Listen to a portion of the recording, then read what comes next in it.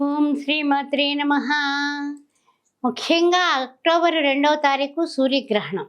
ఈ సూర్యగ్రహణము వలన మనకి వచ్చేటటువంటి లాభాలు, నష్టాలు అసలు సూర్యగ్రహణము ఏ విధంగా వస్తుంది? ఎందుకొస్తుంది? అనే విషయాన్ని మనం పరిశీలించినట్లయితే, మహాలయ అమావాస్య అంటే పితృపక్షాలకి ఆఖరి రోజు.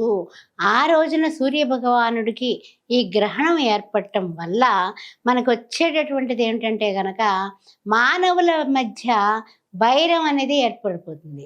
అంటే శత్రుత్వాలు పెరుగుతాయి. దేశాల మధ్య శత్రుత్వాలు, యుద్ధ వాతావరణం. ఎక్కడైనా సరే ప్రపంచంలో కొన్ని దేశాల మధ్య యుద్ధ వాతావరణం ఏర్పడటానికి వరల్డ్ వార్‌కి సంకేతం. ఈ యొక్క మహాలయ పక్షాలలో అంటే అమావాస్య రోజున ఈ సూర్యగ్రహణం ఏర్పడడానికి ఇన్ని రకాలైనటువంటి కారకత్వాలు కనిపిస్తున్నాయి. ప్రకృతి విపత్తులు కూడా ఎక్కువగా ఉంటాయండి. అంటే ప్రకృతిలో కూడా ఎన్నో మార్పులు, చేర్పులు. ఇదిగో నిన్నటి వరకు మంచి వర్షాలు, వర్షాలు, వర్షాలు, వర్షాలు. ఆ వర్షాల్లో తడిసి ముద్దయ్యి మొత్తం మీద పడవలు వేసుకుని తిరిగే పరిస్థితి మనకి వచ్చేసింది. అందువలన ప్రకృతి విపత్తులు గట్టిగా ఉంటాయి. అదేవిధంగా రోగాలు వస్తాయి. దీనివలన ఏమిటి?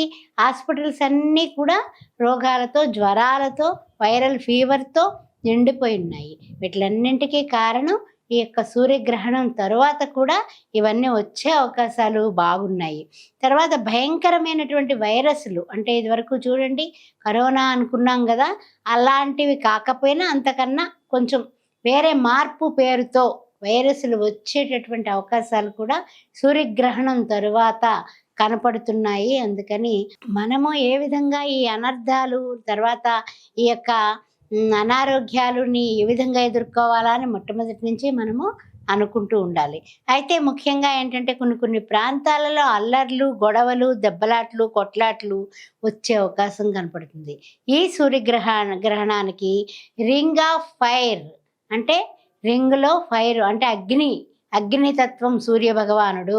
అలాంటి అగ్నితత్వపు రాశి అయినటువంటి సూర్యభగవానుడు సూర్యగ్రహణం అగ్నితో కూడినటువంటి రింగ్‌గా ఏర్పడి రింగ్ ఆఫ్ ఫైర్‌గా వస్తోంది. ఆ పేరులోనే చూడండి రింగ్ ఆఫ్ ఫైర్. అయితే ఎక్కడ ఏర్పడుతుంది? ఎవరికి కష్టం? ఎవరికి నష్టం? ఎవరికి బాధ? ఎవరికి జాగ్రత్త? ఇవన్నీ ఆలోచించుకున్నట్లయితే హస్త నక్షత్రంలో ఏర్పడుతుంది. కన్యా రాశిలో ఏర్పడుతుంది. అందువల్ల ఈ కన్యా రాశి వారు చాలా జాగ్రత్తగా ఉండాలి. కన్యా రాశిలో ఏర్పడుతుందంటే కన్యా రాశి వాళ్ళు జాగ్రత్తగా ఉండాలి. తులారాశి వాళ్ళు జాగ్రత్తగా ఉండాలి. ఆ తర్వాత సింహరాశి వారు కూడా జాగ్రత్తగానే ఉండాలి. అంతేకాకుండా కొన్ని విషయాల్లో బ్యాంకులు లాంటివి చిన్న చిన్న బ్యాంకులు పెడుతూ ఉంటారు. ఆ బ్యాంకులన్నీ మంచివని మనం డబ్బులు కూడా నిలవేసుకుంటాం అక్కడ. వడ్డీ ఎక్కువ ఇస్తున్నారు అనేసి మనం వెళుతూ ఉంటాం కదా! అలాంటివి కూడా దివాళా తీసేటటువంటి అవకాశం ఉన్నటువంటి గ్రహణం ఈ సూర్యగ్రహణం వలన వచ్చే ఆపదలు ఆ విధంగా ఉంటాయన్నమాట. అంటే ఫర్ ఎగ్జాంపుల్ చెప్తున్నాను నేను. తర్వాత ఏంటంటే ఎకనామిక్ పరిస్థితి అంతా కూడా అంటే దేశ ఆర్థిక పరిస్థితులు కొంచెం డౌన్ అవ్వడానికి అవకాశం ఉంది. గవర్నమెంట్స్‌కి ప్రాబ్లమ్స్ వస్తాయి ఈ సూర్యగ్రహణం వలన. గర్భిణీలు చాలా జాగ్రత్త. గర్భిణీలు మన భారతదేశంలో కనపడదు. అలా అనేసి హ్యాపీగా నేను చక్కగా ఏదో అటు తిరుగుతా, ఇటు తిరుగుతా, లేకపోతే గోల్డ్ కట్ చేసుకుంటా, టైం సరదాగా ఉంది అని గానీ, లేకపోతే ఏదైనా భోజనం లాంటి పదార్థాలు తీసుకుందాం అని గానీ, అలాంటి పనులు చెయ్యకండి. అందువలన మన భారతదేశంలో కనపడకపోయినా సూర్యగ్రహణం ఆ యొక్క టైమింగ్స్‌లో మీ జాగ్రత్తలో మీరుండడం 2 గంటల ముందే సూర్యగ్రహణానికి 2 గంటల ముందే మీరు మన భారత కాలమాన ప్రకారము భోజనం చేసి ప్రశాంతంగా మనము దైవనామస్మరణ చేసుకుంటూ దైవం పట్ల, దైవం వలన దైవంతో మమేకమవుతూ ఉన్నట్లయితే లీలావతికి ప్రహ్లాద కుమారుడు ఎలా అయితే అవతరించాడో అలా ఓం నమో నారాయణాయ, ఓం నమః శివాయ, శ్రీరామ జయ రామ ఇలాంటి ఏవైనా శ్రీమాత్రే నమః ఇలాంటివి చేసుకోవడం అయితే గనక అన్ని విధాలా ఉపయుక్తంగా ఉంటుంది. అయితే ముఖ్యంగా కన్యా రాశి వారు హస్త నక్షత్రం 1, 2 పాదాల వాళ్ళు ఇంకాస్త జాగ్రత్తగా ఉండాలి. రాత్రంతా గ్రహణం. ఇది ఎప్పుడు వస్తుంది మనకి నిజంగా తెలియదు. నిద్రపోతాం హ్యాపీగా. రాత్రంతా గ్రహణం. అమెరికాలో కనిపిస్తుంది. గ్రహణ సమయాలు చెప్తాను నేను. సమయంలో జపం, దానం, హోమాది కార్యక్రమాలు చేసుకోవడం వల్ల ఎక్కడ వచ్చినా ప్రపంచంలో సూర్యుడు భగవానుడు ఒక్కడే. ఎక్కడ వచ్చినా కూడా మనం జపం చేయడం వల్ల 1కి 10 కాదు, 100 కాదు, 1000 మంచి జరుగుతుంది సుమా. ఈ విషయాలు గుర్తుపెట్టుకోండి. ఇప్పుడు ఇంకా సమయం తెలియజేస్తాను.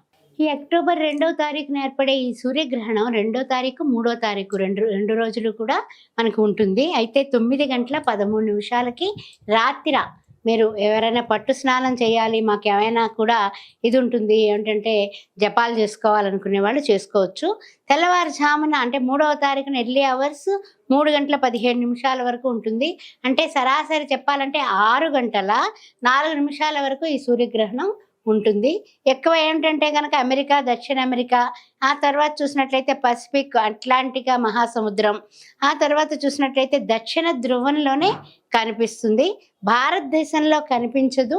కానీ జపాలు చేసుకోవడానికి, ఏదైనా అనుకోవడానికి, సంకల్పం చేసుకోవడానికి, దానాలు చేసుకోవడానికి, గర్భవతులు ముందే 7 గంటలకే తిని చక్కగా హ్యాపీగా సంతోషంగా పడుకోవడానికి ఇవన్నీ కూడా మీరు చూసుకోండి.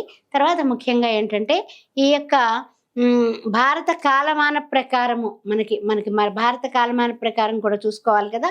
చూసుకున్నట్లయితే కనుక మనకి ఈ టైమింగ్స్ చూసుకొని జాగ్రత్తగా మీరు ఆ టైంలో జాగ్రత్తగా ఉంటే అన్ని విధాల యోగదాయకమైనటువంటి గర్భవతులకి మంచి పిల్లలు పుడతారు.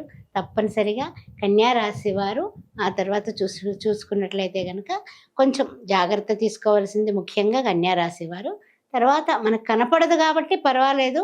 తెల్లవారు పొద్దున్నే రాగి చెంబులో ఆవు నెయ్యి పోసి ఒక నాగపడగలు ఎవరికైనా దానం ఇచ్చినట్లయితే అద్భుతంగా ఉంటుంది. తులారాశి వారు, ఆ తర్వాత సింహరాశి వారు కూడా కొంచెం ఎవరికైనా సరే భోజనం దానం, స్వయంపాక దానం చేసినా సరిపోతుంది. శ్రీమాత్రే.